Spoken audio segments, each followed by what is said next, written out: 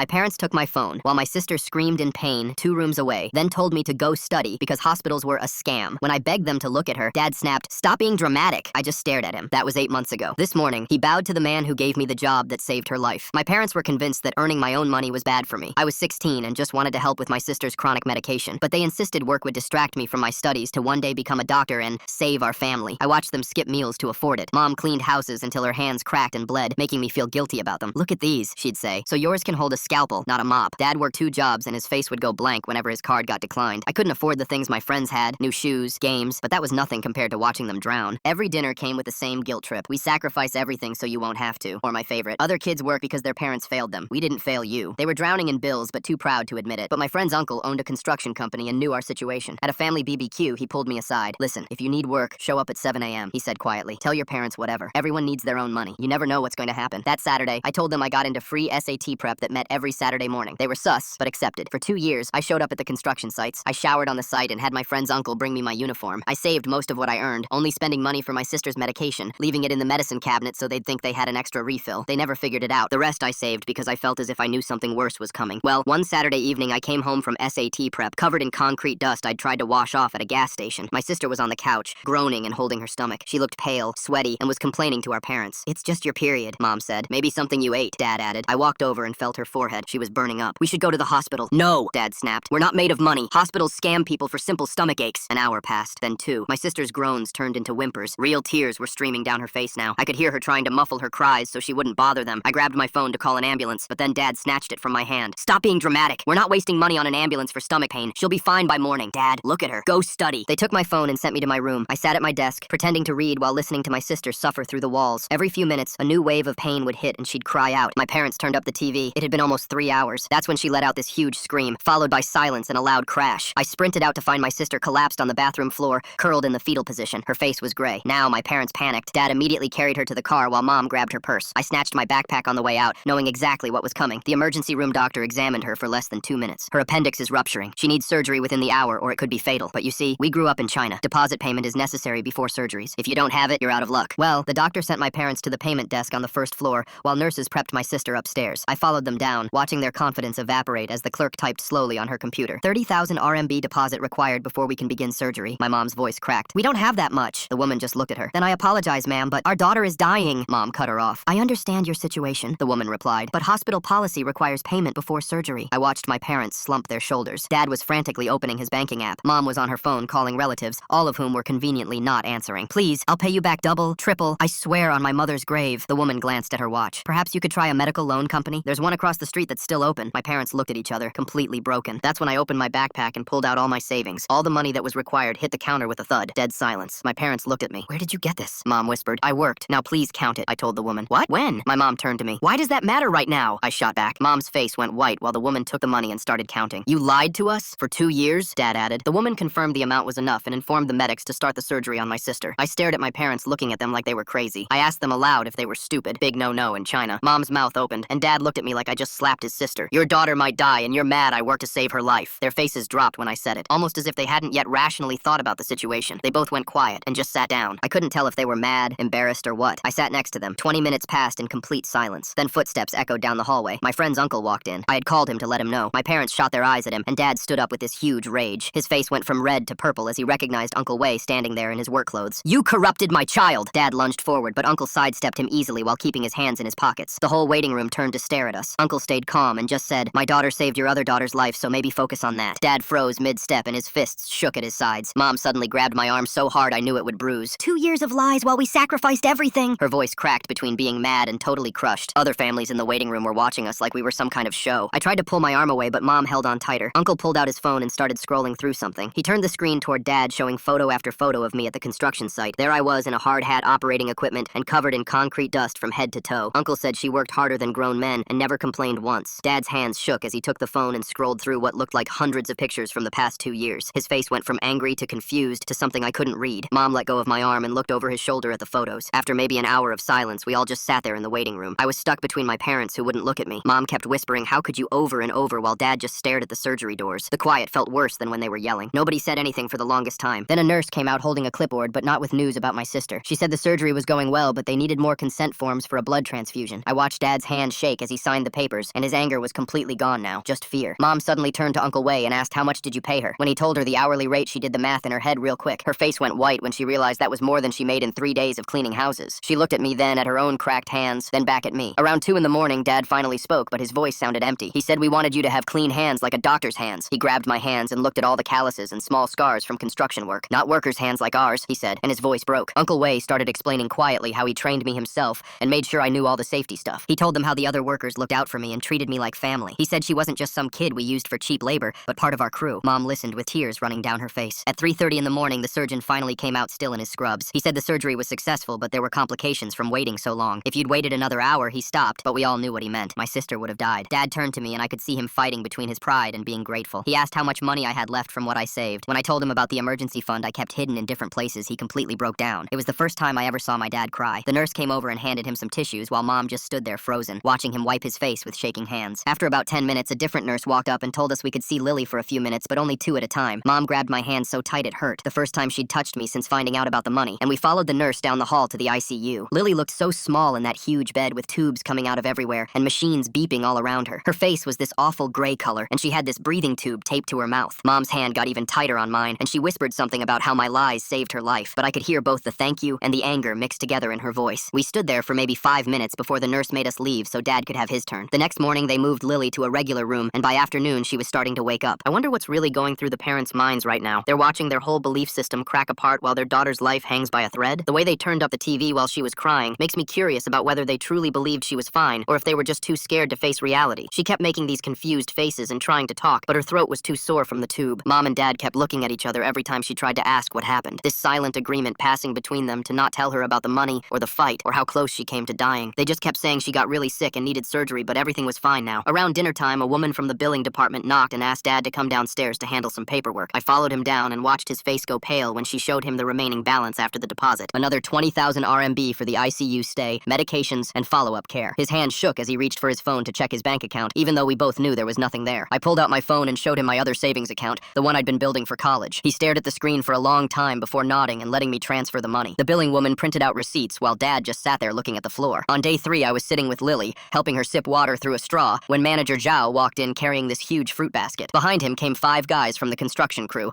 all still in their work clothes and boots. They'd taken up a collection at the site and handed Dad an envelope thick with cash. Dad's face went red as he took it, barely able to look at these men who knew his daughter better than he did, who'd been protecting me at dangerous job sites while he thought I was studying. Manager Zhao patted my shoulder and told Lily I was the hardest worker he'd ever had, which made her eyes go wide with confusion. After they left, a woman in a gray suit showed up with a clipboard and official-looking badge. She introduced herself as a social worker and said she needed to investigate why there was such a delay in bringing Lily to the hospital. Dad's face went white as she explained that the hospital was required to report cases where medical care was delayed, especially when it resulted in a life-threatening situation. She needed to understand the timeline of events and would be interviewing each family member separately. Mom started crying again while the woman wrote notes about potential neglect charges. That evening, I heard Mom on the phone with her sister, lying about how we paid for everything. She kept saying we had savings set aside, that everything was under control, that there was no need for anyone to help or visit. Even after almost losing Lily, keeping face with the relatives mattered more than telling the truth. The social worker came back the next day and pulled me into a small conference room. She asked detailed questions about that night, when Lily first got sick, how long we waited, why we didn't call an ambulance right away. I looked her straight in the eye and lied, said I'd been asleep in my room studying, that my parents acted as soon as they realized how serious it was. She kept writing notes and asking the same questions different ways, clearly not buying it, but I stuck to my story. On day 4, Lily was finally alert enough to really talk and immediately started asking why everyone was acting so weird around her. She noticed how Mom and Dad kept exchanging these looks, how Dad seemed different with me, how Mom kept crying for no reason. I told her she'd given us all a big scare and left it at that, holding her hand when she squeezed it weakly. That afternoon, I saw Uncle Wei and Dad sitting in the hospital cafeteria through the window. Dad's whole body was stiff at first, arms crossed, leaning away from the table. But as they talked, I watched his shoulders slowly drop, his arms uncross, and finally they shook hands across the table. Uncle Wei patted Dad's shoulder as they stood up, and Dad actually gave him a small bow, something I'd never seen him do for anyone who wasn't family or a boss. On the 5th day, Mom was helping me find a phone charger in my backpack when she pulled out my construction work clothes that I'd stuffed in there that night. She held the hard hat for the longest time, running her fingers over all the scratches and dents, the faded safety stickers, the sweat stains on the straps. She found the steel-toed boots caked with dried concrete, the work gloves with holes worn through the palms, the reflective vest with my name written in marker across the back. Her hands started shaking as she whispered that I could have been killed, that construction sites were death traps, that she'd seen news stories about workers falling from scaffolding or getting crushed by equipment. The doorbell rang while she was still holding my work vest, and we all froze. Through the window, I could see the social worker from before standing with an older woman in a suit. Mom shoved the equipment back in the closet and opened the door with a fake smile. The supervisor introduced herself and said they'd been talking to our neighbors about our family's medical history. Mrs. Amy from downstairs had told them about the time Mom refused to take me to the hospital when I broke my finger. Mr. Wang mentioned how Dad made Lily walk to school with a fever of 102 degrees. The supervisor pulled out a folder thick with papers and said the investigation was now formal. Dad's face went white as she explained they'd need to interview each of us separately, starting with Lily. Mom kept insisting everything was a misunderstanding, but the supervisor wasn't listening anymore. She scheduled appointments for the next week and left us with more paperwork than I'd ever seen. That night, the doctor called to say Lily could come home soon, but would need 3 months of physical therapy. The sessions would cost 8,000 yuan per month. Dad slammed his phone down and stared at the wall. I went to my room and came back with the rest of my construction money, 25,000 yuan in a plastic bag. His jaw clenched so tight I thought his teeth might crack, but he took it without a word. Mom started crying again, but this time it was different, like she was drowning in shame. 2 weeks passed with everyone walking on eggshells around each other. Then one afternoon, Mom cornered me in the Kit Amy while Dad was at work. She started listing every way I could have died at that construction site. Falling from scaffolding, getting hit by a crane, electrocuted by exposed wires, crushed under concrete blocks. Her voice got louder with each possibility until she was almost screaming. Better than watching Lily die while you counted yuan. The words exploded out of me before I could stop them. She slapped me hard across the face, and we both stood there shocked. Neither of us had ever done anything like that before. The hospital called the next day saying we needed a family counseling session before Lily's discharge. We sat in a circle in this tiny office pretending everything was normal while Lily watched us confused. The counselor asked about our family dynamics, and we all gave perfect answers like robots. Lily kept looking between us trying to figure out why everyone was acting so weird. After the session, Manager Zhao called me. He said once Lily recovered, he could offer me legitimate part-time work with proper paperwork and my parents' permission. I mentioned it to Dad that night and watched his face cycle through anger, pride, defeat, and finally resignation. "We'll discuss it," was all he said. 3 weeks after the surgery, Lily finally came home, but she was so weak she could barely walk. I helped her with the physical therapy exercises the nurse had shown us while Mom hovered nearby, wringing her hands. Lily kept asking why we all looked so guilty around her. Mom would change the subject and Dad would leave the room. We were keeping so many secrets from her it felt like the whole family might collapse. The mail arrived with an official letter from social services. They wanted to interview Lily about the night of her surgery. Dad's hands shook as he read it out loud. She still didn't know we'd delayed taking her to the hospital. If she found out during the interview, we could lose custody. Mom grabbed the letter and locked herself in the bathroom crying. I went back to school after 3 weeks of absence and everyone stared at me. Teachers pulled me aside asking where I'd been. My classmates whispered behind my back. My friend whose uncle gave me the job kept telling everyone I'd been at SAT prep just like we'd always said. But some kids had seen me at the hospital and the rumors were spreading. Mom was going through my room looking for more evidence of my lies when she found 2 years of forged permission slips, work release forms with her signature that she'd never signed, absence notes for school with Dad's handwriting that I'd copied perfectly. "What else did you lie about?" She held the papers with shaking hands. I couldn't answer because the truth was I'd lied about everything. 2 months after the surgery, I was helping Lily with her math homework at the Kit Amy table. Dad stood in the doorway watching us for a long time. "You grew up while we weren't looking." It was the closest thing to an apology I'd ever get from him. Lily looked up confused by the comment but went back to her equations. 3 days later, a social worker showed up at our apartment with a clipboard and that fake smile they all wear. She sat across from Lily on our worn couch while my parents and I stood nearby like we were on trial. The woman asked Lily about her surgery and recovery, which went fine until she started asking about other times she'd been sick. Lily mentioned the time her stomach hurt for days, and Mom told her to drink hot water and wait it out. Then she talked about when she had that bad fever last year, and Dad said hospitals were for real emergencies only. Each time Lily spoke, the social worker's pen moved faster across her paper. My parents kept shifting their weight, and I could see Dad's jaw clenching harder with each question. The construction crew showing up with cash while Dad's sitting there like a broken calculator is peak comedy. Nothing says plot twist quite like your secret boss meeting your kid for the first time in a hospital room. The woman thanked Lily and said she'd be back next week for another visit. After she left, my parents didn't speak for hours. 2 days passed before Uncle called to say he was coming for dinner, which shocked everyone since my parents had never invited him over in all the years I'd known him. Mom spent the whole day cleaning and cooking way too much food like she was trying to prove something. When Uncle arrived, Lily ran up and hugged him, which surprised everyone, including him. She started telling him about her surgery scar and how the doctors saved her life. Uncle listened and smiled, but I could see him watching my parents who stood stiff in the doorway. We ate mostly in silence except for Lily, who kept asking Uncle about his construction company and if she could visit sometime. Mom kept refilling everyone's plates even when we said we were full. Dad barely touched his food and kept checking his phone like he was waiting for bad news. After Uncle left, Mom started washing dishes so hard I thought she'd break them. The next morning, we got an official letter saying social services scheduled a formal hearing in 2 weeks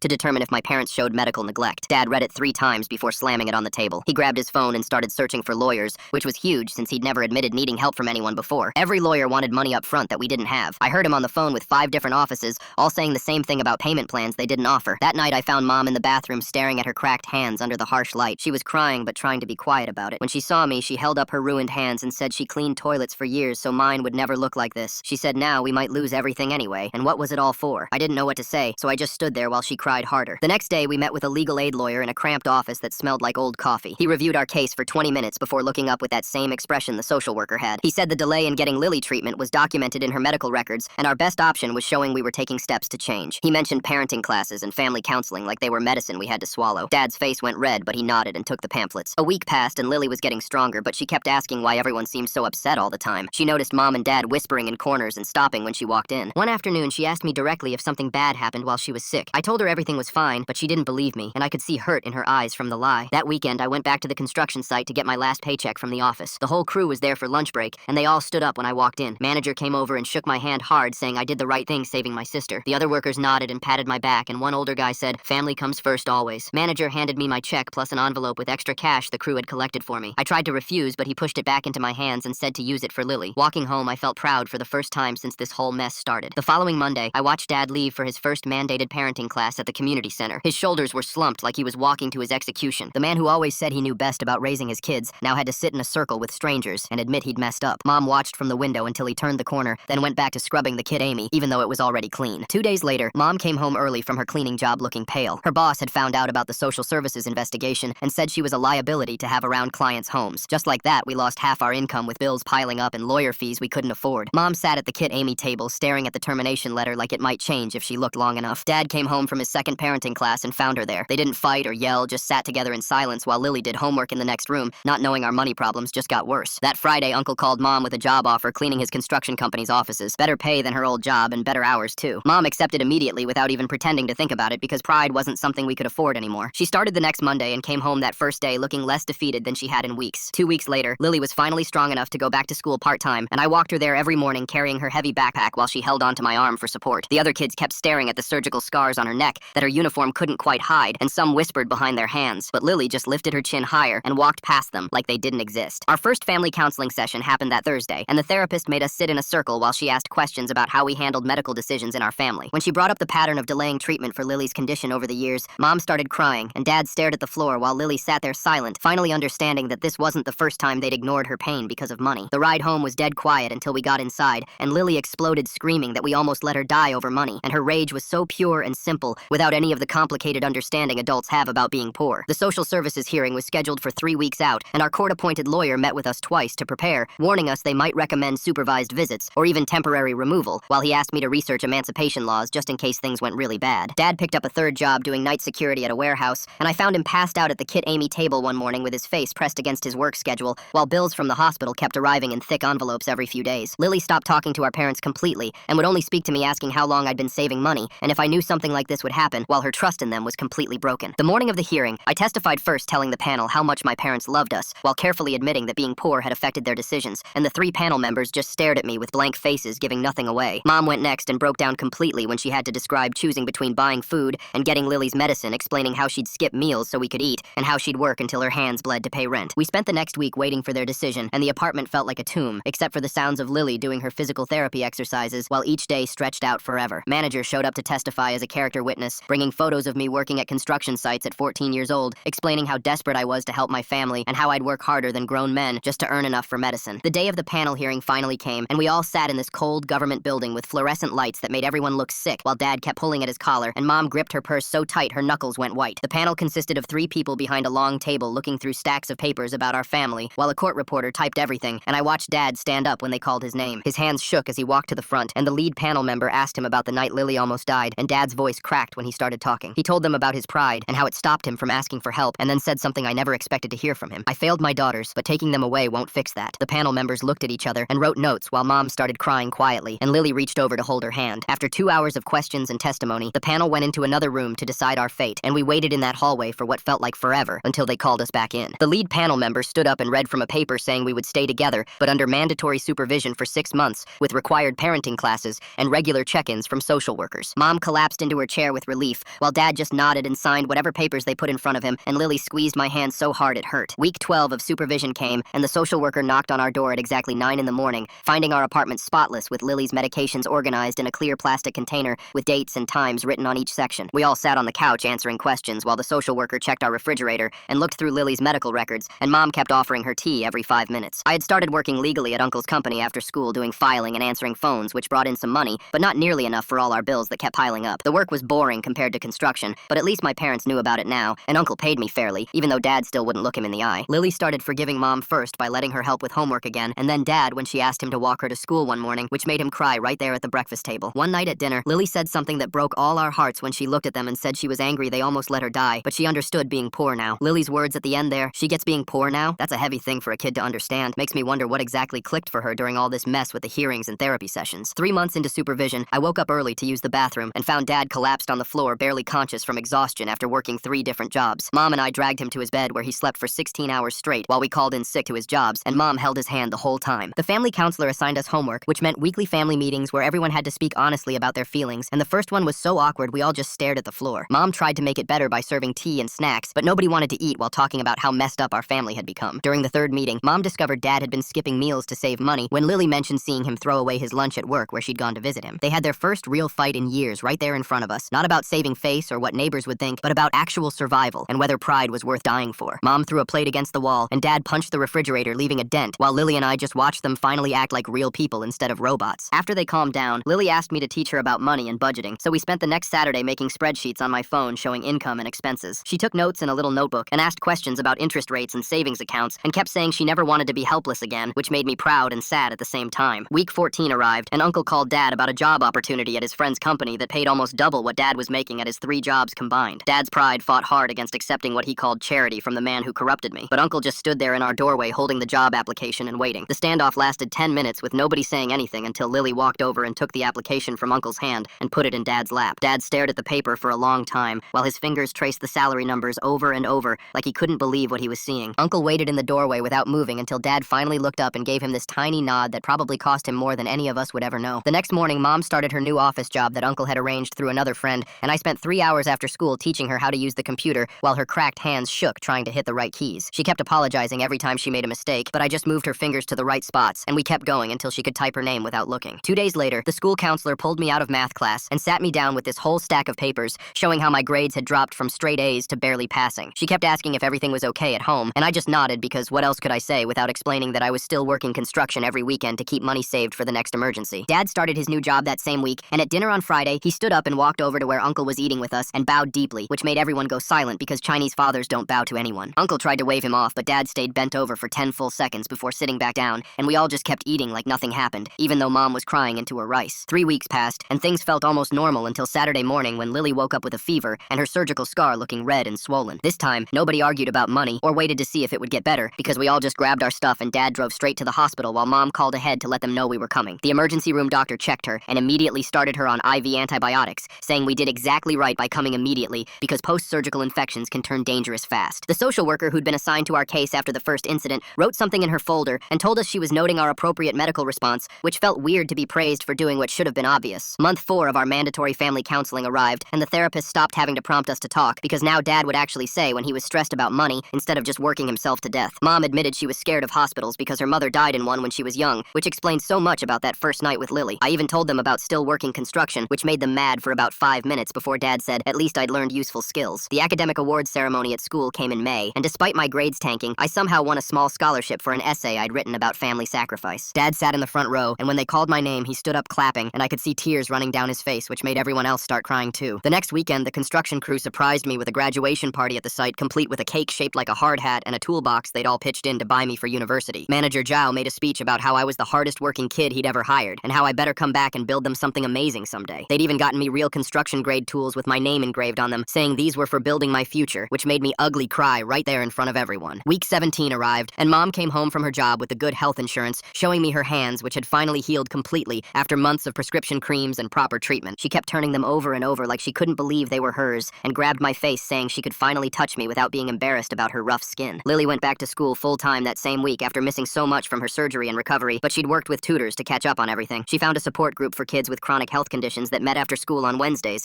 and came home talking about other kids who understood what it felt like to be the sick one in the family. 5 months into our supervision period, the social worker started showing up more often, sometimes twice a week instead of just once. She'd sit at our Kit Amy table with her clipboard and go through this huge checklist, asking Lily about school, checking Mom and Dad's work schedules, looking through our bank statements that we had to provide every month. She even called Lily's teachers to verify her attendance records and pulled her medical files from the hospital to track every single appointment. Mom would clean the apartment for hours before each visit, scrubbing spots that were already clean, arranging and rearranging the furniture like the social worker was grading us on how straight our couch cushions were. Dad started keeping this folder with every receipt, every pay stub, every document that proved we were doing what we were supposed to do. The social worker interviewed our neighbors too. I'd see her in the hallway with her notebook, asking them if they'd noticed any problems, any yelling, any signs of trouble. Week 18 came, and Dad surprised me by asking if I wanted to work with him at his new construction job on Saturday, legally this time, with proper paperwork and everything. We showed up at 7 in the morning, and I watched his face change when he saw me carrying carrying those heavy cement bags without breaking a sweat, operating the drill like I'd done it 1,000 times before, which I had. He kept watching me work, not saying much, just observing how I knew exactly where to position the rebar, how I could read the blueprints without asking questions. During our lunch break, sitting on a stack of lumber eating convenience store sandwiches, he finally looked at me and said those 3 words I'd been waiting 2 years to hear. The final social services review happened the next week in this cold government building downtown, where we all had to sit in these plastic chairs while 3 panel members went through our case file that was thick as a phone book. They read through every report, every home visit note, every piece of documentation we'd submitted over the past 6 months. The lead reviewer, this woman with glasses that kept sliding down her nose, kept mentioning our financial situation, how we were still struggling even with both parents working, how that remained a risk factor for the family's stability. We sat there for 3 hours while they discussed us like we weren't even in the room, using terms like adequate progress and ongoing concerns and potential for relapse. Uncle showed up halfway through without anyone telling him to come, walked right into that review room in his work clothes still dusty from the construction site. He told the panel about watching our family change, seeing my parents actually listen to their kids now instead of just demanding blind obedience, watching them choose Lily's health over their pride every single time since that night at the hospital. The panel members actually put down their pens and listened when he said that one line about pride and humility, writing it down word for word in their notes. That night, Lily stayed up late writing her own letter to the panel on notebook paper, her handwriting careful and neat like she was turning in homework. She wrote about how Mom asks her how she feels now instead of telling her how she should feel, how Dad doesn't yell anymore when she needs expensive medicine, how they both show up to her doctor appointments even if it means missing work. She ended it with that one sentence about choosing her over pride, folded it carefully, and gave it to the social worker at our next visit. Dad asking his son to work legally at his new job hits different when you realize he's basically saying, "I see you now," without actually saying it. Pride swallowing takes many forms, apparently. Mom shocked everyone by enrolling in night classes at the community college to get certified in medical billing, using the computer at the library to do her homework because we didn't have one at home. She'd come back from class at 10 at night and practice medical codes at the Kid Amy table, determined to get a better job than cleaning houses. She'd look at me sometimes while studying and say that thing about learning computers, like we were in some kind of competition about who could work harder. 2 weeks later, we got the official letter saying the panel was closing our case, that the 6 months of supervision were over, that we'd met all the requirements and the family unit would remain intact. Mom grabbed both me and Lily, and we just stood there in the courthouse bathroom crying. Not the pretty kind of crying, but the ugly kind where your nose runs and you can't catch your breath. Even the bathroom attendant started crying when she asked if we were okay, and Mom told her what happened. Week 20 brought the biggest surprise when Dad came home carrying this chocolate cake from the expensive bakery downtown, not the cheap grocery store kind we usually got for birthdays. He'd gotten promoted to shift supervisor at his job, making almost double what he made before, and for the first time since I could remember, we weren't counting every UN, weren't choosing between groceries and Lily's medicine, weren't watching Mom's hands crack and bleed from cleaning chemicals. We ate that entire cake that night, even though it was a Tuesday and we had school the next morning, just the 4 of us around the Kid Amy table not talking about money or sacrifice or what we couldn't afford. I started preparing for university entrance exams while working part-time at Uncle's construction company on weekends, legally now with all the proper permits and insurance. The whole crew knew I was going to college soon and kept promising they'd all show up with their trucks when it was time to move, making jokes about how they'd finally have someone smart to help them with contracts. Manager would assign me the easier jobs now, saying I needed to protect my hands for holding textbooks, not hammers, but I still did the heavy work when no one was looking. Lily had been taking her medication regularly for months now, and her health was completely stable. No more emergency room visits, no more missed school days, no more pale face and stomach pain. She started talking about wanting to be a doctor too, but not because Mom and Dad pushed it on her, not because of family expectations or saving face, but because she wanted to help other kids who were sick like she was, who needed someone who understood what it felt like to be the patient instead of just the doctor. 5 months passed and we all sat around the dinner table for a different kind of meeting this time. Mom put down her chopsticks and asked what I wanted to study in university. Not what they wanted for me, but what I actually wanted. Dad nodded and said they'd been wrong about a lot of things. I told them about wanting to study engineering since I'd learned so much at the construction sites. They looked at each other and smiled. Mom had been taking computer classes at the community center after work. Her hands didn't crack and bleed anymore because she'd been promoted to supervisor at the cleaning company. She was teaching other cleaners how to use the scheduling software and inventory systems. The acceptance letter from Guangzhou University of Technology came 3 weeks later with a partial scholarship. Dad actually laughed when he read it and said my construction experience would probably help with the engineering courses. It was the first real laugh I'd heard from him in months. Lily and I were sitting on her bed one evening going through old photos when she turned to me. She said I'd saved her life twice that year. Once with the money for surgery, and once by showing her what real strength looked like. Spring festival arrived and all the relatives came over like they always did. Aunt May asked about my studies and Mom just told the truth about everything. The construction work, the lies, the surgery, all of it. Some relatives looked shocked and whispered to each other. Others came up and hugged us. Uncle's cousin offered Dad a better job at his electronics factory. Uncle Wei got invited to every family gathering after that. Dad started calling him brother, and they'd drink beer together on the balcony talking about business ideas. One afternoon, I found Mom and Dad in my room looking at photos from the construction sites that manager Zhao had sent me. Mom traced her finger over one where I was carrying cement bags. She called me their builder daughter with pride in her voice instead of shame. Lily's final medical checkup came 6 months after the surgery. The doctor examined her thoroughly and said she was completely healed with no complications at all. He shook Dad's hand and said we'd done everything right during her recovery. Dad came to my room that night with an envelope. Inside was all the emergency money I'd saved up over 2 years, minus what we'd spent on the surgery. He said it was for my education since I'd earned every bit of it. His eyes were wet when he handed it over. Graduation day finally arrived. arrived in late June. I walked across the stage to get my high school diploma while my family cheered from the audience. Mom and Dad were crying openly in their seats. Lily was jumping up and down, clapping. Uncle and the whole construction crew had shown up and were whistling and shouting my name. After the ceremony ended, Dad pulled me aside near the school gates while everyone else was taking photos. His hands were shaking when he grabbed my shoulders, and I could see his eyes getting red. He told me I was wrong about one thing. I wasn't just the doctor they needed for Lily. I saved them all. The words came out broken and quiet, but they hit me harder than anything. Mom walked over carrying something wrapped in plastic. She pushed it into my hands, and when I opened it, her old cleaning uniform fell out. The fabric was worn thin in places and smelled like bleach. She said to keep it so I'd remember where I came from and how far I'd traveled. That night, we all had dinner together at home, Uncle included, sitting around our small table eating dumplings Mom made. We talked about normal stuff for once, my university plans, which classes I'd take, what dorm life would be like. Lily kept interrupting to talk about her own high school plans now that she was healthy. Mom and Dad mentioned their new jobs, how the schedules worked, what their coworkers were like. Nobody mentioned the past or brought up old fights. It felt weird but good, like we were a regular family finally. The next week, I started packing for university, and Lily kept sneaking into my room to steal my clothes. She'd grab my favorite shirts and hide them in her closet until I caught her. When I asked why, she admitted she was scared I'd forget about her at university. She made me promise to visit every month. 3 weeks later, Dad drove me to visit the campus before move-in day. We walked around looking at the buildings, and he kept pointing out study spots and libraries. Then he stopped walking and turned to me. He said something I never expected. Study hard, but also live. Don't carry their burdens anymore. He was finally letting me go. Mom took me shopping for university supplies with her first supervisor paycheck the following week. She kept grabbing the most expensive items off the shelves. New bedding, new towels, new everything. When I tried to suggest cheaper options, she shook her head. No secondhand stuff for her daughter, she said proudly. The construction crew organized a farewell dinner at a restaurant near the site. Manager Zhao stood up during the meal and handed me a brand new hard hat with Engineer May written in black marker. He said it was for when I build skyscrapers. Everyone clapped, and Uncle's eyes got watery again. A few days before I left, Lily showed me her medication organization system. She had everything labeled and scheduled in a notebook with alarms on her phone. She'd been managing it herself for months without me noticing. She said she learned responsibility from watching me. The morning before move-in day, we took a family photo in front of our apartment building. All of us together, including Uncle. Dad's arm was around my shoulder, relaxed and proud instead of controlling. Mom's hands, completely healed now, held Lily close. We all looked happy. Actually happy. Moving day arrived, and we loaded everything into Dad's car. As I was checking my bags one last time, I found an envelope tucked between my clothes. Inside was money and a note in Mom's handwriting. For emergencies, or just for fun. Love, your proud parents. I put it in my pocket and got in the car. Dad started driving toward campus while Mom kept turning around from the front seat to look at me. Lily held my hand the whole way there. When we arrived at the dorms, other families were unpacking too. My family helped carry everything up to my room, and Mom started making my bed while Dad assembled my desk lamp. Lily arranged my books on the shelf. Uncle took photos of everything. When it was time for them to leave, nobody wanted to go first. Mom hugged me tight and whispered that she was proud. Dad shook my hand like I was an adult. Lily cried a little but tried to hide it. Uncle patted my shoulder and said the construction site would miss me. Then they left, and I watched their car disappear down the street. I stood there holding the envelope they gave me, feeling their trust in my pocket. This was my future now, and they were letting me have it. Well, that's been quite the ride exploring all these questions together. Thanks for letting me wonder right along with you. Subscribe for more content like this.